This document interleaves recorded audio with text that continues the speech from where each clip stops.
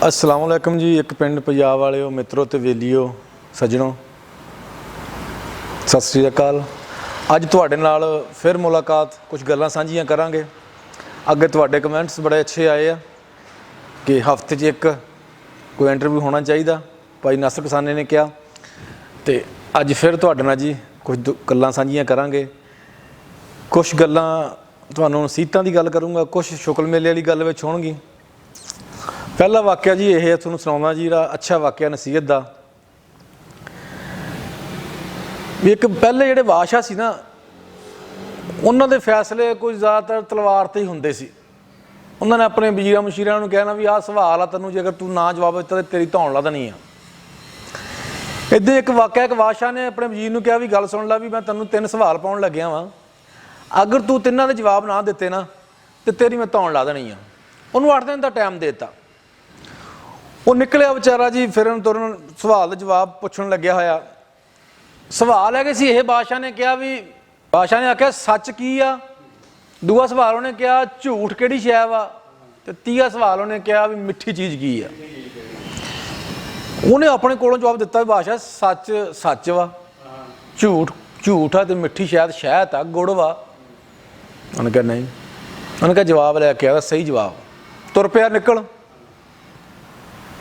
कईयां को फिरदा वा, ਉਹਦੇ को गया, उन्हें कहा यार सच सच आ, झूठ झूठ आ, मिठी शहद शहद ला ला, गुड़ ला ला, यही है। उन्हें कहा बड़िया बंदियां को फिर, लेकिन उन्हें जवाब नहीं लभ्या, गल का जवाब नहीं लभ्या। बस और भी ना पता लगे उन्हें जवाब नहीं है।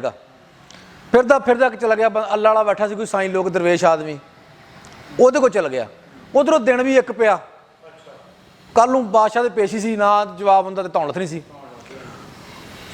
उन्हें क्या सलाम जवाब लिया, बाबा जी को बैठा। उन्हें कहा बाबा जी मैं आया वां, मैनूं बादशाह ने सवाल पाए आ 3 भी सच की आ, झूठ की आ, ते मिठी चीज़ की आ। मैं बहुत फिरिया, मैं 8 दिन हो गए आ, मैनूं जवाब नहीं लभ्या हैगा।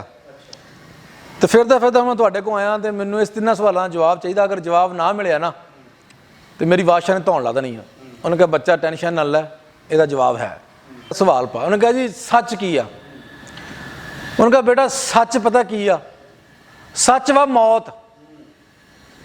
उन्हें कहा दुनिया ते जिन्ने भी मजहब फिरके अकीदे जेड़े भी बंदे वाले, कोई ईसाई आ, कोई हिंदू आ, कोई सिख वा, कोई यहूदी आ, कोई मुसलमान आ, कोई अल्लाह नूं मनदा, कोई अग की पूजा करता, कोई बुत्तां नूं पूजा करता। सारे ही मजहब दुनिया ते जिन्ने भी है ना, कोई अपनी पूजा करता, जिद्दां अपनी बात कर, लेकिन मौत नूं सारे ही मनदे आ।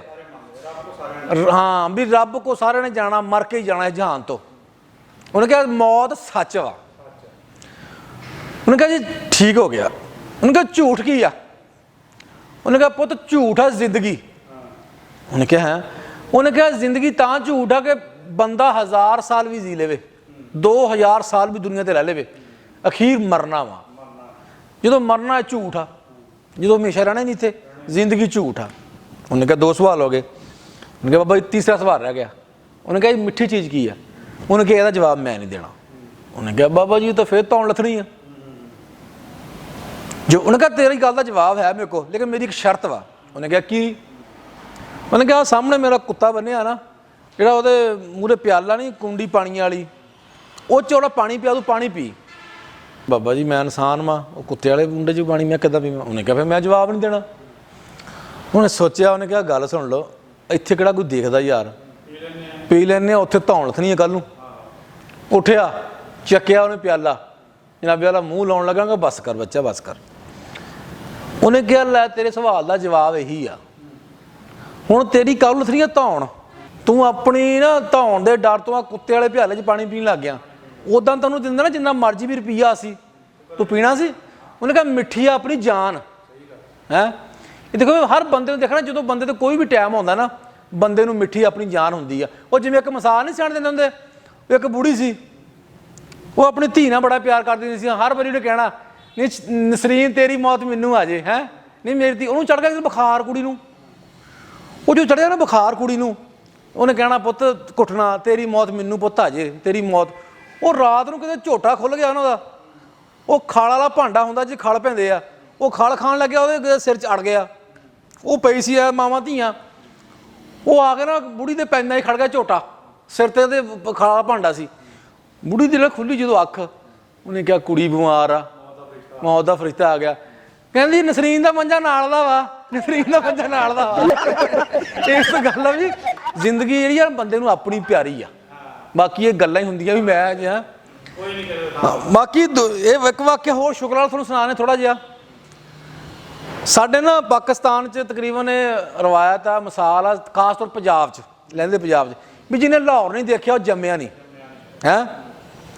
ਸਾਡੇ ਕੁਛ ਚਿਰ ਨਾ ਪਹਿਲੇ ਇੱਥੇ ਕੋਈ ਬੰਦੇ ਸੀ, ਕੋਈ ਵਿਚਾਰੇ ਕੋਈ ਸਾਦਾ ਜੇ ਪੇਂਡੂ ਟੈਪ ਜੇ, ਨਹੀਂ ਬਹੁਤੇ ਹੀ ਵਿਚਾਰੇ ਕੋਈ ਪੇਂਡੂ ਟੈਪ ਸਾਦਾ, ਜਿਨ੍ਹਾਂ ਨੂੰ ਪਤਾ ਹੀ ਨਹੀਂ ਸ਼ਹਿਰ ਵੀ ਕਿੱਦਾਂ ਦਾ ਹੁੰਦਾ।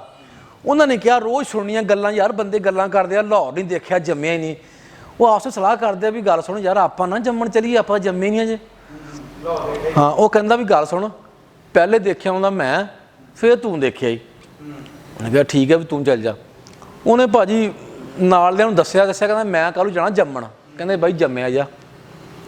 ਉਹ ਗਿਆ ਭਾਜੀ ਲਾਹੌਰ। ਉੱਥੇ ਜਦੋਂ ਗਿਆ ਲਾਹੌਰ, ਫਿਰਿਆ ਤੁਰਿਆ ਉੱਥੇ ਹੈ, ਆਪਣਾ ਜੋ ਵੀ ਕੀਤਾ, ਸੈਰ ਸਪਾਟਾ ਕੀਤਾ। ਜਦੋਂ ਆਇਆ ਨਾ ਵਾਪਸ ਲੈਲਪੁਰ ਫੈਸਲਾਬਾਦ, ਉਹਦੇ ਕੋਲ ਪੈਸੇ ਮੁੱਕ ਗਏ। ਜਦੋਂ ਪੈਸੇ ਮੁੱਕ ਗਏ, ਹੁਣ ਪਿੰਡ ਆਉਣਾ ਸੀ ਗਾੜੀ, ਹੁਣ ਕਿੱਦਾਂ ਆਉਣਾ ਸੀ। ਉਹਨੇ ਜਨਾਬੇ ਵਾਲਾ ਬੱਸ 'ਚ ਬੈਠਾ, ਉਹਨੇ ਨਾਲ ਦੇ ਬੰਦੇ ਦੀ ਹੱਥ ਮਾਰਿਆ, ਜੇਬ ਜਾਂ ਚੋਰੀ ਕੱਢਣ ਦੀ ਕੋਸ਼ਿਸ਼ ਕੀਤੀ, ਉਹਨੇ ਕਿਤੇ ਫੜ ਲਿਆ। ਉਹ ਭਾਈ ਲਾਰੀ ਅੱਡੇ ਉਹਨਾਂ ਨੇ ਲਾ ਲਿਆ, ਚੰਗਾ ਧੋਤਾ, ਖੜਕਾਇਆ, ਪੂਰੀ ਸਫਾਈ ਕੀਤੀ। ਸ਼ਾਮ ਨੂੰ ਆ ਗਿਆ ਜੀ, ਉੱਥੇ ਫਿਰ ਬੈਠ ਕੇ ਆਮ ਵੀ ਕਹਿੰਦੇ ਆਰਫ ਸੈਨਾ ਜੰਮਿਆ ਆ। ਕਹਿੰਦਾ ਜੀ ਜੰਮਦਾ ਮੈਂ ਲਾਹੌਰ ਹੀ ਆਇਆ ਸੀ, ਲੇਕਿਨ ਝੰਡ ਫੈਸਲਾਬਾਦ ਹਾਈ ਆ, ਕਹਿੰਦਾ ਆ ਕੇ। ਦੂਆ ਕਹਿੰਦਾ ਮੈਂ ਜਾਣਾ ਜੰਮਣ ਯਾਰ, ਤੇ ਕਹਿੰਦਾ ਤੂੰ, ਕਹਿੰਦਾ ਮੈਂ ਜਾਊਂ। ਕਹਿੰਦਾ ਦੂਆ ਵੀ ਚੱਲ ਗਿਆ ਭਾਜੀ। ਦੂਆ ਵਿਚਾਰਾ ਖੈਰ ਨਾ ਉਹਦੇ ਨੂੰ ਜ਼ਿਆਦਾ ਚੁਸਤ ਸੀ। ਉਹ ਦੂਆ ਜਦੋਂ ਗਿਆ ਨਾ ਭਾਜੀ ਇੱਥੋਂ ਲਾਹੌਰ, ਉਹ ਜਾਂਦਾ ਉਤਰਿਆ ਯਾਦਗਾਰ ਜੋ ਮਨਾਰੇ ਪਾਕਿਸਤਾਨ, ਲਾਹੌਰ ਦੀ ਸ਼ਾਨ ਹੈ।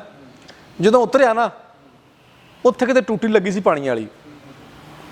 ਜਿਹੜਾ ਸ਼ਹਿਰਾਂ 'ਚ ਟੂਟੀਆਂ ਵੀ ਐਸੀਆਂ ਨਾ ਫੈਂਸੀ ਜੀਆਂ, ਬੰਦੇ ਨੂੰ ਉਸ ਬਿਲਕੁਲ ਉਸ ਵਕਤ 'ਚ ਟੂਟੀ ਪਿੰਡਾਂ 'ਚ ਨਲਕੇ ਸੀ, ਟੂਟੀ ਕਿੱਥੇ ਸੀ।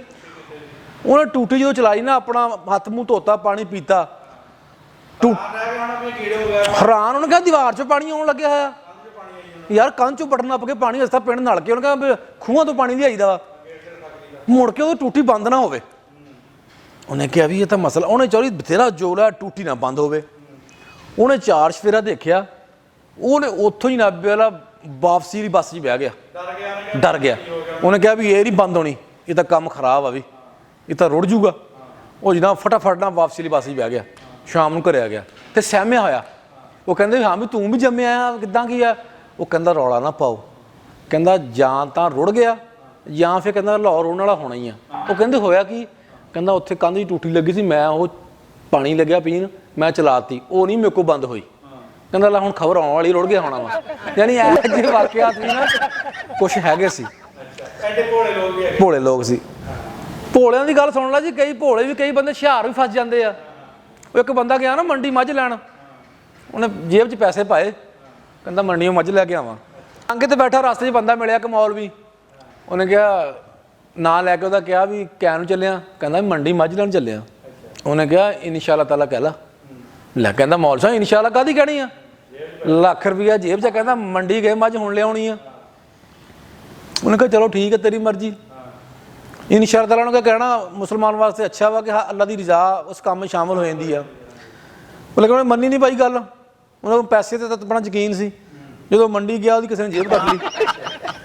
ਜਦੋਂ ਜੇਬ ਕੱਟ ਲਈ, ਹੱਥ ਝਾੜਦਾ ਖਾਲੀ ਆ ਗਿਆ। ਉਹੀ ਬੰਦਾ ਮਿਲਿਆ ਉਹਨੂੰ, ਕਹਿੰਦਾ ਹਾਂ ਵੀ ਜਵਾਨਾ ਮੱਝ ਕਿੱਦਾਂ ਮੱਝ ਆਈ ਲੱਭ ਗਈ ਸੀ। ਉਹ ਕਹਿੰਦਾ ਮੌਲਵੀ ਸਾਹਿਬ ਇਨਸ਼ਾਅੱਲਾ ਤਾਲਾ ਜਦੋਂ ਤੁਹਾਡੇ ਨਾਲ ਮਿਲਿਆ ਨਾ, ਇਨਸ਼ਾਅੱਲਾ ਤਾਲਾ ਮੰਡੀ ਉਤਰਿਆ, ਇਨਸ਼ਾਅੱਲਾ ਤਾਲਾ ਕਿਸੇ ਨੇ ਜੇਬ ਕੱਟ ਲਈ, ਇਨਸ਼ਾਅੱਲਾ ਤਾਲਾ ਖਾਲੀ ਆ ਗਿਆ। ਉਹਨੇ ਕਿਹਾ ਹੁਣ ਤਸਵੀਰ ਕਰਨ ਲੱਗਿਆ, ਉਹ ਇੱਕ ਦਫਾ ਕਹਿ ਦਿੰਦਾ। ਅੱਜ ਇੰਨਾ ਜੀ, ਮੇਰੀ ਕੋਈ ਹੌਸਲਾ ਅਫਜ਼ਾਈ ਸਾਡੀ ਕਰਿਓ ਜੀ। ਤੇ ਇੱਕ ਪਿੰਡ ਪੰਜਾਬ ਵਾਲਿਓ ਮਿੱਤਰੋ ਤੇ ਵੇਲਿਓ, ਤੇ ਬਾਕੀ ਅਗਲੇ ਹਫਤੇ ਫਿਰ ਤੁਹਾਡੇ ਨਾਲ ਕੋਈ ਨਵੀਂ ਕਹਾਣੀ ਲੈ ਕੇ, ਇਹਦੋਂ ਵਧੀਆ ਲੈ ਕੇ ਫਿਰ ਮਿਲਾਂਗੇ ਤੁਹਾਨੂੰ। ਰੱਬ ਰਾਖਾ ਜੀ।